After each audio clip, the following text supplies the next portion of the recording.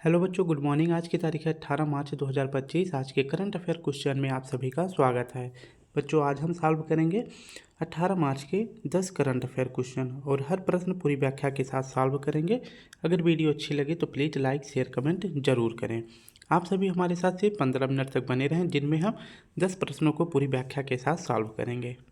पहला प्रश्न हमारा है, हाल ही में केंद्र सरकार ने किसके सहयोग से चंद्रयान 5 मिशन को क्रियान्वित करने की मंजूरी दी है? यानी कि चंद्रयान 5 मिशन को लॉन्च करने में कौन हेल्प करने वाला है? तो इसका सही विकल्प हो जाएगा जाक्सा। ऑप्शन डी हमारा सही हो जाएगा।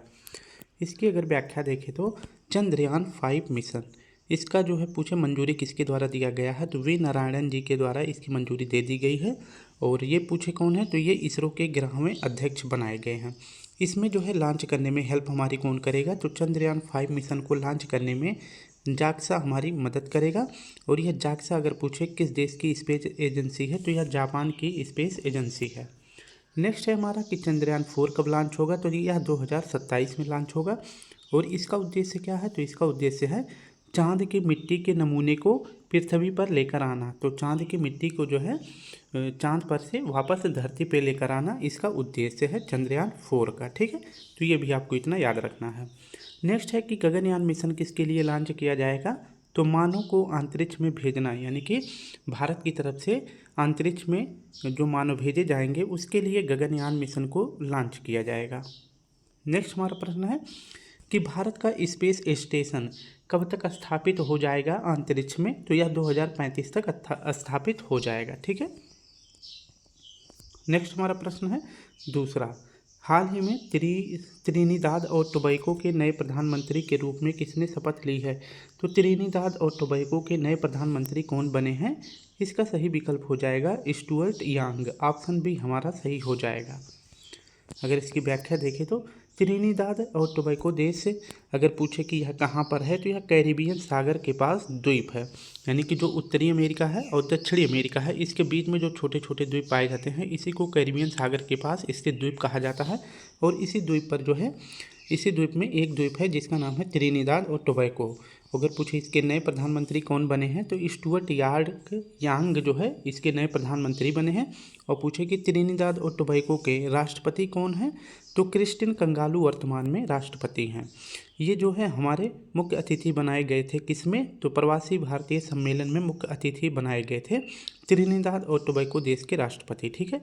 और पूछे कि प्रवासी भारतीय सम्मेलन का आयोजन कहाँ किया गया था? तो उड़ीसा में किया गया था।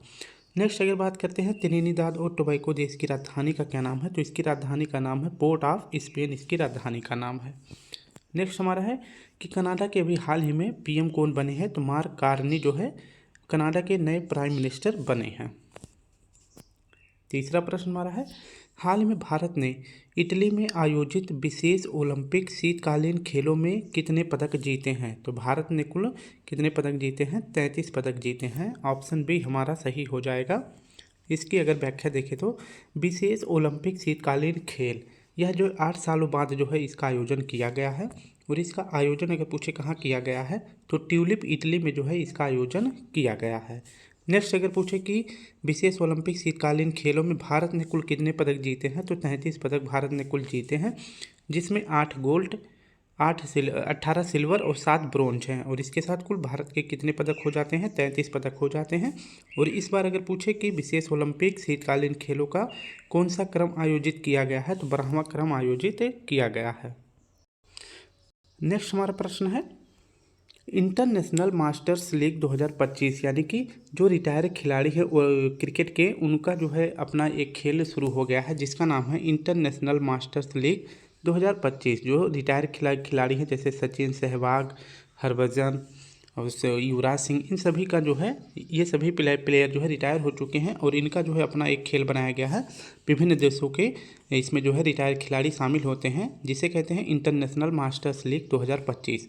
इसमें अगर पूछे कि विजेता कौन बना है, तो विजेता बना है इंडिया मास्टर्स, जिसके कैप्टन है सचिन तेंदुलकर। ठीक है। और उप विजेता कौन है? यानी कि इंडिया मास्टर्स ने किसको हराया है? तो वेस्ट इंडीज को हराकर जो है नेशनल मास्टर्स लीग 2025 जीत लिया है।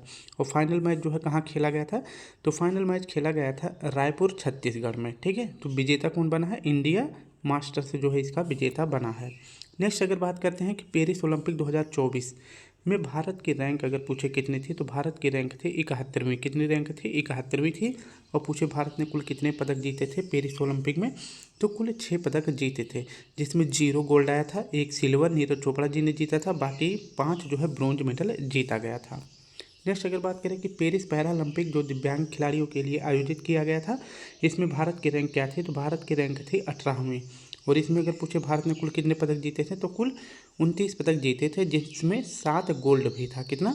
तो 29 पदक में 7 गोल्ड था, ये भी आपको याद रखना है। नेक्स्ट है, हाल ही में 128 नए चंद्रमा के साथ सर्वाधिक 274 चंद्रमा वाला ग्रह कौन सा बन गया है। तो अब बात करते हैं कि हमारे सौर मंडल में सबसे ज़्यादा उपग्रह किसके पास हो गए हैं, शनि ग्रह के पास। तो इसका सही विकल्प हो जाएगा ऑप्शन ए। इसकी अगर व्याख्या देखें तो शनि के पास सर्वाधिक उपग्रह वाला ग्रह बन गया है। तो शनि जो है सर्वाधिक उपग्रह वाला ग्रह बन गया है, और इसमें अभी हाल ही में 128 नए चंद्रमा की खोज करी गई है, जिसके तहत अब अगर पूछे कि शनि के पास कुल कितने चंद्रमा हो गए हैं, कुल कितने उपग्रह हो गए हैं, तो 274 उपग्रह हो गए हैं। इसी के साथ शनि पहले नंबर पर है। दूसरा नंबर किसका है, तो बृहस्पति का है। और पूछे कि बृहस्पति के पास कुल कितने चंद्रमा हैं, तो कुल 95 चंद्रमा हैं। नेक्स्ट अगर बात करते हैं किस ग्रह के पास कोई उपग्रह नहीं है, तो बुध और शुक्र के पास कोई उपग्रह नहीं है। नेक्स्ट अगर बात करते हैं कि मंगल के पास कुल कितने उपग्रह हैं, तो मंगल के पास 2 उपग्रह हैं, एक तो डिमोस, दूसरा फोबोस। वहीं अगर पूछे कि हमारे सौर मंडल में सबसे छोटा उपग्रह कौन सा है, तो सबसे छोटा उपग्रह है डिमोस, जो कि मंगल का उपग्रह है। नेक्स्ट प्रश्न है कि विपरीत घूर्णन करने वाले ग्रह कौन से हैं। तो अपने स्थान पर विपरीत यानी कि पूर्व से पश्चिम घूमने वाले 2 ग्रह हैं। कौन कौन से? तो 2 ग्रह हैं। अंशु से आप याद रख लेंगे। कैसे? अंशु से आपको याद हो जाएगा। सु से हो जाएगा शुक्र, आ से हो जाएगा अरुण। तो अरुण और शुक्र 2 ऐसे ग्रह हैं जो अपने स्थान पे विपरीत घूर्णन करते हैं, यानी कि पूर्व से पश्चिम ये घूर्णन करते हैं। 5वां प्रश्न हमारा है, हाल ही में शहरी कार्गो सेवा शुरू करने वाला पहला मेट्रो रेल कारपोरेशन कौन बना है। यानी कि जो सामान वगैरह ढुलाई करा जाता है, यानी कि एक स्थान से दूसरे स्थान पर ले जाया जाता है, अब वह कैसे ले जाया जाएगा, मेट्रो के द्वारा ले जाया जाएगा। ठीक है, तो ऐसा करने वाला देश का पहला मेट्रो कौन बन गया है, तो दिल्ली बन गया है। आप सभी को पता है कि दिल्ली में बहुत सारी भीड़ होती है, तो बहुत अधिक भीड़ हो जाने के कारण, ट्रैफिक हो जाने के कारण सामानों की आवाजाही काफ़ी लेट हो जाती है। तो इसके लिए जो है दिल्ली मेट्रो रेल कारपोरेशन, जिसे DMRSC कहा जाता है, इसके द्वारा जो है समझौता किया गया है। किसके साथ? ब्लू डार्ट के साथ जो है यह समझौता किया गया है शहरी कार्गो सेवा के लिए। यानी कि अब सामानों को जो है मेट्रो के साथ जो है एक स्थान से दूसरे स्थान पर आसानी से और जल्दी से भेजा जाएगा। और ऐसा करने वाला DMRC भारत का पहला मेट्रो बन गया है, यानी कि दिल्ली मेट्रो पहला मेट्रो स्टेशन बन गया है जो कार्गो सामानों की डिलीवरी एक स्थान से दूसरे स्थान पर करने वाला है। और इसी के साथ जो है DMRC साउथ एशिया का पहला मेट्रो भी बन गया है। ठीक है, तो अपने भारत का और साउथ एशिया का भी पहला बन गया है। और अगर पूछे कि यह जो सेवा शुरू करी गई है किस लाइन पर शुरू करी गई है, तो ब्लू लाइन पर। दिल्ली में बहुत सारी लाइनें होती हैं मेट्रो के लिए, तो ब्लू लाइन पर जो है यह सेवा शुरू करी गई है। और समझौता किसके साथ किया गया है, तो ब्लू डार्ट के साथ यह समझौता किया गया है। 6ठा प्रश्न हमारा है, हाल ही में 15वीं हॉकी इंडिया सीनियर महिला राष्ट्रीय चैंपियनशिप का खिताब किसने जीता है, तो यह जीता है उड़ीसा ने। किसने जीता है? उड़ीसा ने जीता है। इसकी अगर व्याख्या देखें तो सीनियर महिला हॉकी चैंपियनशिप इस बार ये 15वें क्रम का आयोजन किया गया था। और पूछे कि फाइनल मैच किसके बीच हुआ था, तो फाइनल मैच का आयोजन किया गया था झारखंड और हरियाणा के बीच किया गया था। और फाइनल मैच का अगर पूछे आयोजन कहाँ किया गया था, तो पंचकुला हरियाणा में इसका आयोजन किया गया था झारखंड और हरियाणा के बीच। जिसमें जीतता कौन है, तो यह झारखंड जीतता है। और झारखंड पहली बार सीनियर महिला हॉकी चैंपियनशिप का खिताब जीता है। उपविजेता कौन बना है, तो उपविजेता हरियाणा बन गया है। नेक्स्ट अगर बात करते हैं कि सीनियर महिला हॉकी चैंपियनशिप का आयोजन पहली बार कब किया गया था, तो 2011 में किया गया था। और इसको जीता तब कौन था, तब इसे जीता गया था इंडियन रेलवे के द्वारा। अभी जो है कल के क्लास में हमने पढ़ा था कि बलबीर सिंह सीनियर पुरस्कार किसे मिला है, तो महिला में अगर पूछे तो सविता पूनिया को मिला है, और पुरुष में पूछे किसे मिला है, तो हरमनप्रीत सिंह जी को मिला है। नेक्स्ट अगर बात कर लेते हैं कि ओलंपिक खेल में हॉकी में भारत के पास कुल कितने गोल्ड मेडल हैं, तो भारत के पास कुल 8 गोल्ड मेडल हैं। और पहला गोल्ड मेडल अगर पूछे कि ओलंपिक में कब जीता गया था भारत के द्वारा, तो पहला गोल्ड मेडल जीता गया था 1928 में। नेक्स्ट प्रश्न है, हाल ही में राष्ट्रीय टीकाकरण दिवस 2025 कब मनाया गया है? तो राष्ट्रीय टीकाकरण दिवस 2025 मनाया गया है 16 मार्च को। ऑप्शन डी हमारा सही हो जाएगा। इसकी अगर व्याख्या देखें तो राष्ट्रीय टीकाकरण दिवस कब मनाया जाता है? तो यह हर साल 16 मार्च को मनाया जाता है। इसकी शुरुआत कब करी गई थी? तो राष्ट्रीय टीकाकरण दिवस मनाने की शुरुआत 16 मार्च 1995 से की गई है, क्योंकि 16 मार्च 1995 को भारत में पल्स पोलियो अभियान शुरू किया जाता है और इसके तहत 2 बूंद जिंदगी की खुराक बच्चों को पिलाई जाती है। ठीक है, तो 16 मार्च को इसलिए हर साल राष्ट्रीय टीकाकरण दिवस मनाया जाता है। वहीं अगर पूछे कि भारत जो है पोलियो मुक्त कब घोषित हुआ था, तो यह घोषित हुआ था 2014 में। 2011 में पोलियो का लास्ट केस जो है किस राज्य में देखा गया था? तो वेस्ट बंगाल में देखा गया था। कहाँ पर? वेस्ट बंगाल में देखा गया था। इसके बाद जो है अगले 3 सालों तक पोलियो का कोई भी केस हमारे भारत में नहीं मिला था। फिर इसके बाद जो है WHO के द्वारा भारत को पोलियो मुक्त घोषित कर दिया गया था। और चेचक मुक्त भारत अगर पूछे कब बना था, तो 1977 में ही भारत जो है चेचक मुक्त हो गया था। मिशन इंद्रधनुष अगर पूछे किसके लिए शुरू किया गया था, तो इसका संबंध था टीकाकरण से, यानी वैक्सीनेशन के लिए मिशन इंद्रधनुष शुरू किया गया था। और कब शुरू किया गया था? तो 25 दिसंबर 2014 को शुरू किया गया था। 8वां प्रश्न हमारा है, हाल ही में वर्ष 2024-25 के लिए किसे DSII का दर्जा मिला है? DSII का दर्जा किसे मिला है? तो यह 3 संस्थाओं को मिला है, जिसमें न्यू इंडिया स्पेस इंश्योरेंस है, LIC है और GIC रे है। ठीक है, तो ये तीनों को जो है DSII का दर्जा मिला है। इसकी अगर पूरी व्याख्या देखें तो बात करते हैं, कुछ दिनों पहले एक प्रश्न पढ़ाया था मैंने कि भारत में अगर पूछे कि भारत की जो अर्थव्यवस्था है इसकी रीढ़ की हड्डी जो है कौन सी 3 बैंक है, तो इसमें 3 बैंक है कि अगर ये 3 बैंक करप्ट हो जाती है तो भारत की अर्थव्यवस्था जो है गिर जाएगी। यानी कि वो 3 बैंक कौन कौन सी हैं जो भारत की रीढ़ की हड्डी के नाम से जानी जाती हैं? तो SIB बैंक है, ICICI बैंक है और HDFC बैंक है।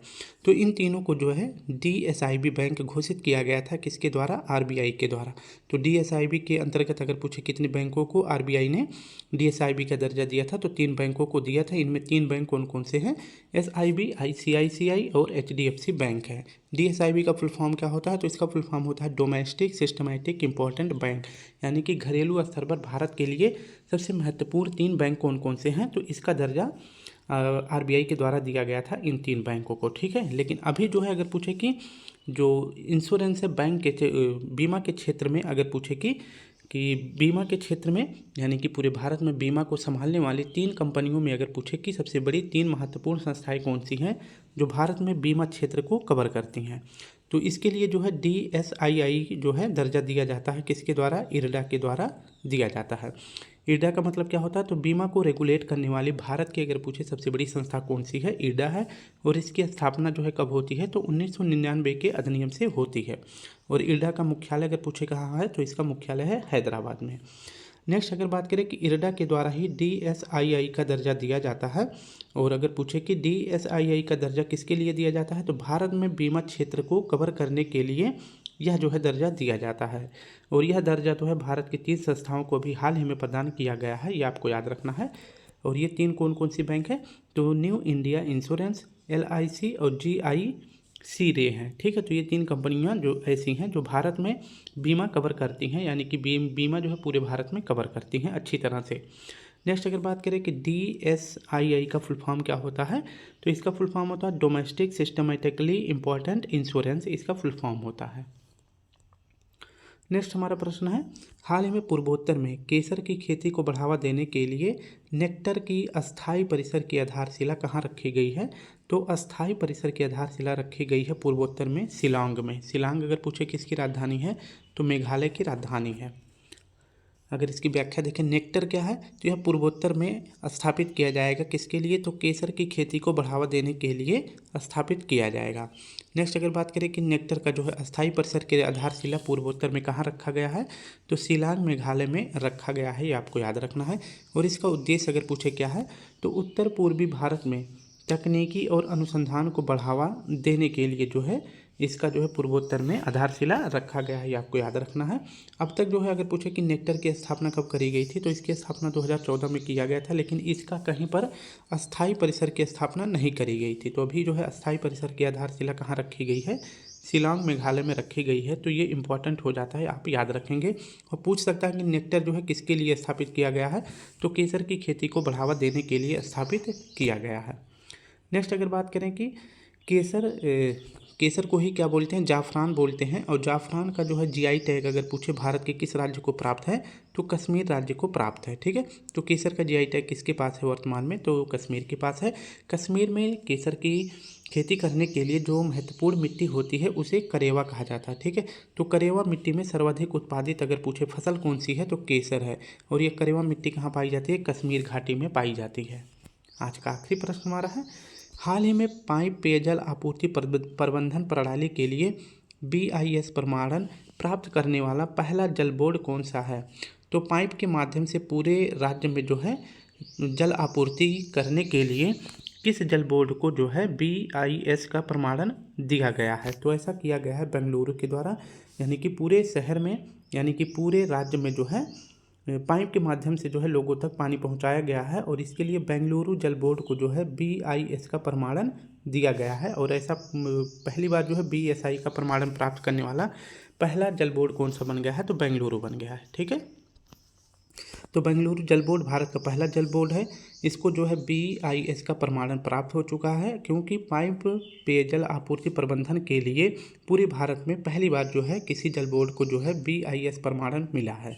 तो यह भारत का पहला जल बोर्ड बन गया है जिसको BIS का प्रमाणन मिल चुका है। ठीक है, अगर बात करें कि BIS का फुल फॉर्म क्या होता है, तो भारतीय मानक ब्यूरो इसका फुल फॉर्म होता है। और इसकी स्थापना 1986 में होती है। और इसका मुख्यालय अगर पूछे कहाँ है, तो इसका मुख्यालय नई दिल्ली में है। ठीक है, तो स्टूडेंट इस प्रकार से हमने अपने सभी प्रश्नों को पूरी व्याख्या के साथ देख लिया है। अब से हम ऐसे ही पढ़ाएंगे, इसमें ललन टाप प्रश्न नहीं रहेगा, क्योंकि वीडियोज़ पे व्यूज़ नहीं आते हैं, ना कोई इस पर अच्छा रिस्पांस मिलता है। तो जिसके लिए आप सभी का भी और कम टाइम बचे और आप सभी का कंप्लीट रिवीजन भी हो जाए। तो अपना ध्यान रखिए, कल फिर मिलते हैं, तब तक के लिए आप सभी को प्यारा सा जय हिंद, जय भारत।